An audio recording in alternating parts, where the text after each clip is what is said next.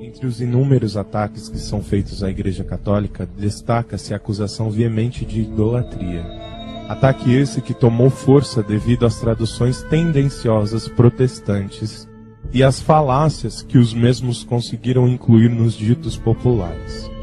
Para então debatermos este assunto, temos que descobrir o significado da palavra idolatria. A palavra idolatria vem da formação de duas outras palavras. Ido, uma abreviação da palavra ídolo, palavra que vem do grego antigo simulacro, que significa um objeto de adoração que representa em matéria uma entidade espiritual ou divina, geralmente uma imagem.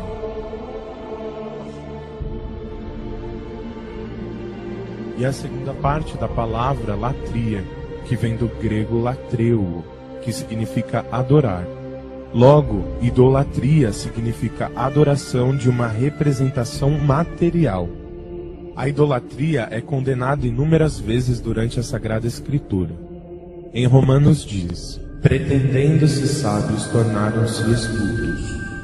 Daram a majestade de Deus incorruptível em representações e figuras de homem corruptível, de aves, quadrúpedes e répteis. Torna-se claro que Nosso Senhor se mostrava incomodado com sua posição ter sido trocada por uma imagem. Os protestantes, sabendo desses versículos, começam então a usar argumentos de baixíssimo nível, recorrendo como argumento inicial ao Decálogo que diz: eu sou o Senhor teu Deus, que te fez sair do Egito, da casa da servidão. Não terás outros deuses diante de minha face. Não farás para ti esculturas, nem figura alguma do que está em cima nos céus ou embaixo sobre a terra, ou nas águas debaixo da terra. Não te prostrarás diante delas e não lhes prestarás culto. Os protestantes interpretam que Nosso Senhor, nesse mandamento, está proibindo a fabricação de qualquer imagem, do que está em cima nos céus ou embaixo sobre a terra ou nas águas debaixo da terra. Entretanto, os mesmos contradizem-se, pois não conseguem tomar consciência que a abrangência que eles assumem é simplesmente absurda. Pois para levarmos esse mandamento ao pé da letra, não poderíamos ter fotos, pinturas de nenhum tipo de pessoa ou animal, pois o Decálogo nos diz: não farás para ti figura alguma do que está sobre a terra. Não poderíamos ter ilustrações em nossos livros e revistas. Não poderíamos produzir vídeos, pois esse vídeo que você está assistindo nesse momento, por exemplo, é formado por 24 imagens por segundo, o que, segundo a concepção protestante, seria um centro de idolatria. E por fim, não poderíamos nos procriar, porque estaríamos criando novas imagens, e o homem é feito imagem e semelhança de Deus.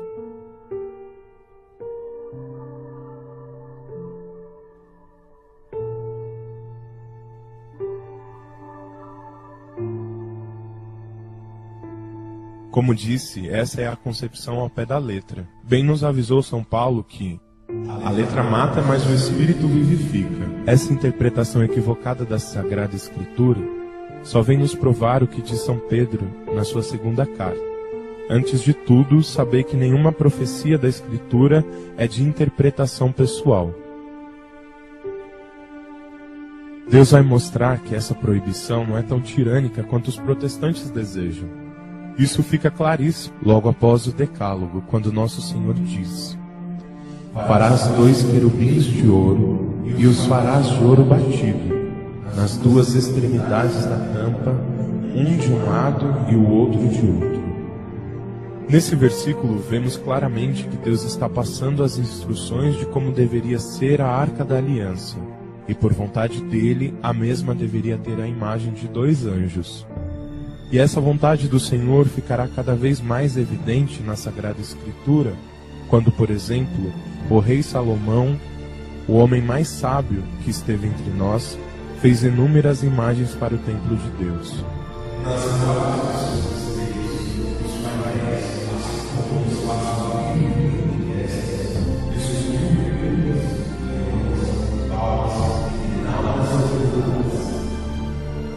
E o que fez nosso Senhor? Repudiou? Mandou destruir? Não, pelo contrário, narra-nos a Sagrada Escritura, quando os sacerdotes saíram do lugar santo, a nuvem encheu o templo do Senhor, de modo tal que os sacerdotes não puderam ali ficar para exercer as funções de seu ministério, porque a glória do Senhor enche o templo do Senhor. Neste momento Deus deixa claro que aprova a criação de Salomão. No templo de Salomão encontravam-se inclusive uma figura humana de um lado voltada para a palmeira e uma face de leão voltada para a palmeira do outro lado, esculpidas em relevo em toda a volta do templo. Ora, Deus tinha proibido que se fizesse qualquer imagem do que estava sobre a terra, no céu e no mar, no Decálogo. Se Deus ordenou que a fizesse e não reclamou com Salomão, só podemos tirar duas conclusões. Deus é contraditório, ou a proibição não era referente à fabricação ou o armazenamento de imagens, mas à adoração às mesmas.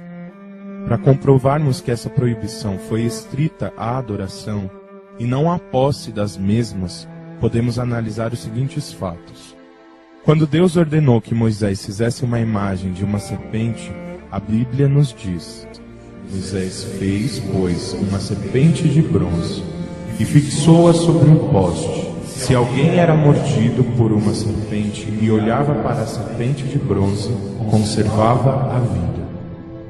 E o livro de Reis depois conta-nos: destruiu os lugares altos e quebrou as colunas sagradas, derrubou o tronco sagrado e despedaçou inclusive a serpente de bronze feita por Moisés, pois os filhos de Israel ainda queimavam um incenso, chamava-se Noestã. Esses dois versículos comparados explicam exatamente o que procuramos, pois eles afirmam que, 1. Que Moisés fizera de fato uma serpente de bronze. 2. Que essa serpente fora conservada pelos judeus durante longo tempo. 3. Eles acabaram por adorá-la ou a prestar-lhe culto indevido. 4. Por isso Ezequias a quebrou. Cabe nos perguntar aos protestantes: Deus, sendo onisciente, teria feito errado em mandar fazer a imagem da serpente? Foi errado ter armazenado-a?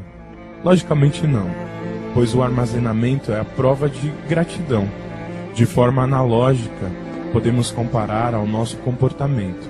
Se alguém cujo amamos nos dá um presente, e ao dar as costas nós jogamos no lixo, só vem provar que nós somos ingratos e hipócritas com o sentimento que dizemos ter.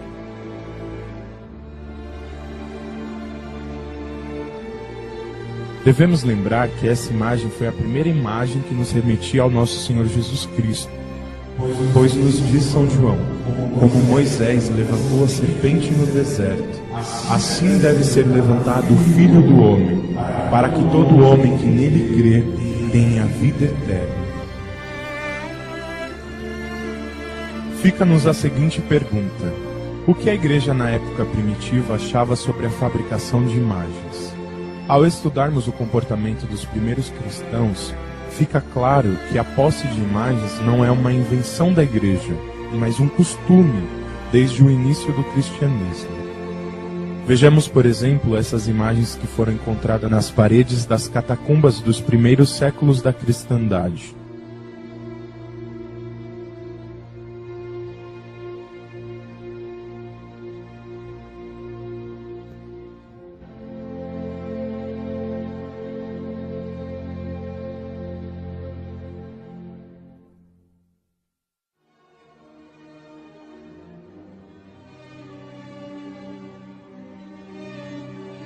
Fica claro que a igreja primitiva não tinha nenhuma aversão às imagens.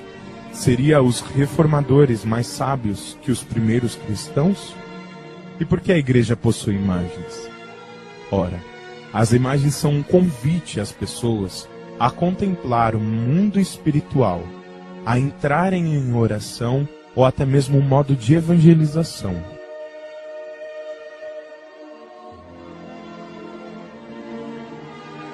Os protestantes, num ataque desesperado, tentam associar a prática católica com a adoração dada aos ídolos.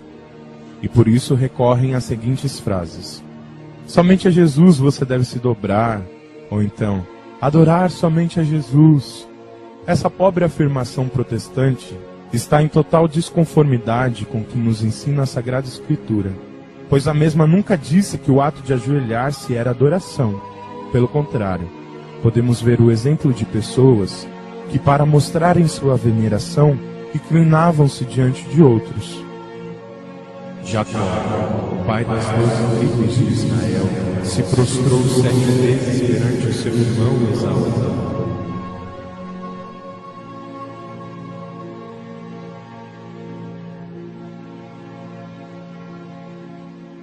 Pergunta-nos os protestantes se seria certo conduzi-las em procissões.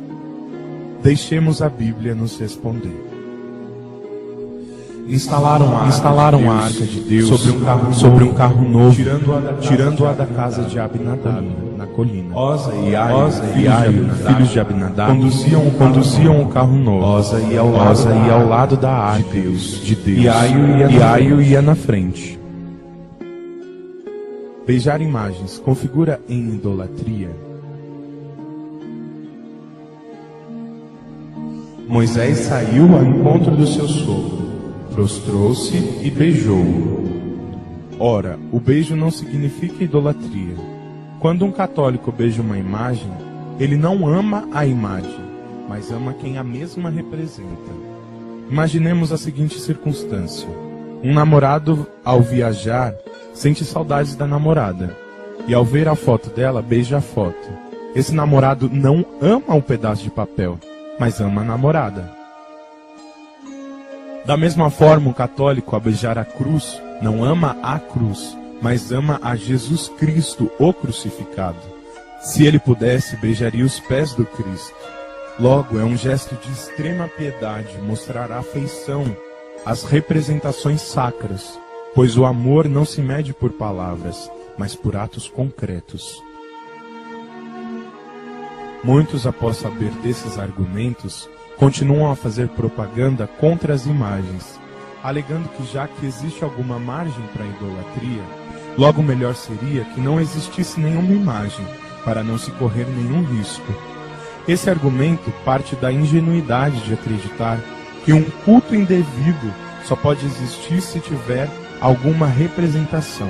Entretanto, a idolatria é algo de maior complexidade, pois ela é basicamente colocar algo ou alguém num lugar que somente Deus pode estar. Por isso, as questões da idolatria são muito mais amplas. Elas acabam envolvendo sua dedicação, seu tempo e sua preocupação. Ou seja, a idolatria consiste numa paixão desordenada a qualquer coisa. Por exemplo, uma pessoa pode idolatrar o dinheiro, o sexo, a TV, a família e muitas outras coisas. A única prevenção que podemos tomar é seguir o doce conselho de Cristo, que nos ensina o primeiro mandamento católico. Amarás o Senhor de todo o teu espírito e de todas as suas forças. Esse mandamento nos é a única certeza de que não estamos idolatrando a nada. As seitas, ao discutirem se venerar imagens e objetos sacros em geral é lícito, acham que estão diante de algo inédito e que nunca foi discutido pela Santa Igreja Católica.